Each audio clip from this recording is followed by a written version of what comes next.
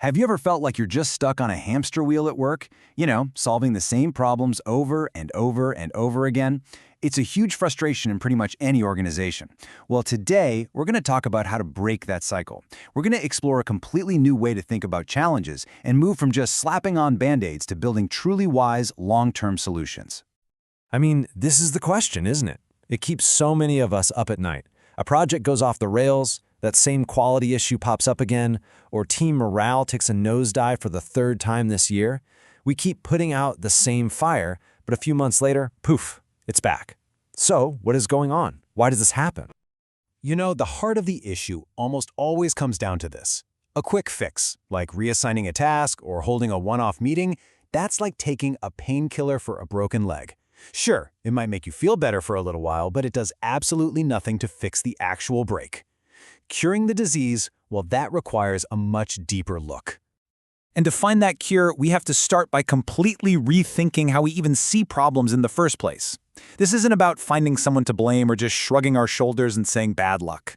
No, it's about fundamentally changing our perspective on how our organizations actually work. So this really shows the two different worlds. Over on the left, you've got partiality thinking. This is kind of our default mode, right? We see a problem, we zero in on it, and we try to fix that one little broken piece. But then, over on the right, you have systems thinking.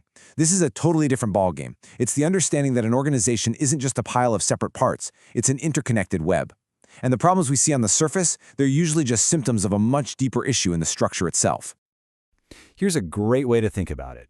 Partial thinking gets lost staring at one single sick tree, trying to figure out what's wrong with its leaves.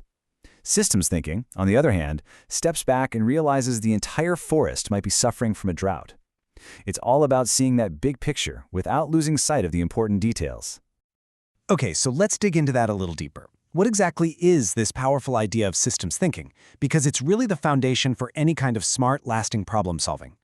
At its heart, a system is just a group of connected parts all working together. Think about the human body, or a car engine, or your company. None of the individual pieces, the heart, the pistons, the marketing team, can achieve the big goal all by itself. All the power comes from how they interact with each other. And that brings us to this classic idea, which is so central to systems thinking.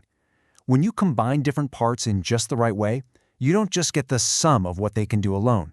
You get something more. And that something more has a name: synergy. This is where the real magic of a system shows up. The math just doesn't work like you'd expect. A fantastic marketing team plus a fantastic product team working together can create something that neither of them could have ever dreamed of achieving on their own. That synergy, that extra value, is what makes an organization so dynamic. And it's also why looking at problems in isolation can be so misleading. So where is all this leading? Well, adopting systems thinking isn't just about getting better at fixing stuff. The ultimate goal here is to grow into what you could call a wise organization. Wisdom is so much more than just being smart or having a ton of data. An organization can be filled to the brim with brilliant people and still make some really unwise decisions. Wisdom is that ability to connect all the dots, to use all that knowledge and experience to make the right call, especially when the path forward is murky. And this is what makes the idea of wisdom so practical. It's not some abstract philosophical thing we're talking about. It's about how an organization actually behaves in the real world, how it plans projects, how it makes big decisions, and how it takes action.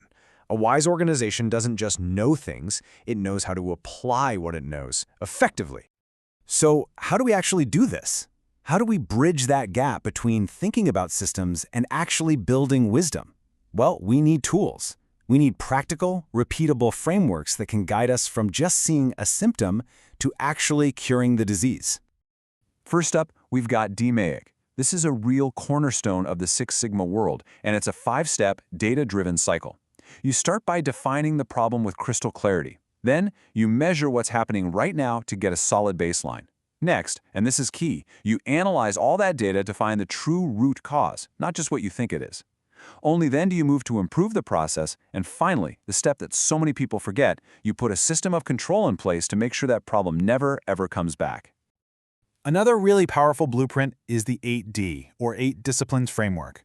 Now, what's cool about this one is the immediate focus on building a cross-functional team right from the start. It also has this critical early step called containment, which is basically stopping the bleeding. You stop the problem from reaching any more customers while you investigate the real cause. And just like DMA, it is laser-focused on finding that root cause and preventing it from happening again. Okay, these frameworks sound great in theory, but you're probably asking, do they actually work in the messy, real world? Absolutely. Let's look at a quick case study that shows just how powerful this approach can be. So, here's the situation. It was simple and really frustrating. A company that makes those rubber weather strips for car doors had a ton of defective products coming off their assembly line day after day. That meant wasted time, wasted material, and you guessed it, unhappy customers. So, they decided to apply the DMIAC framework. And what happened?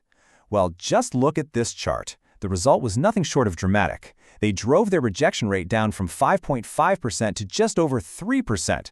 That is a massive, massive improvement in quality. And to put that in real numbers, check this out. They went from producing 153 defective parts every single day down to just 68.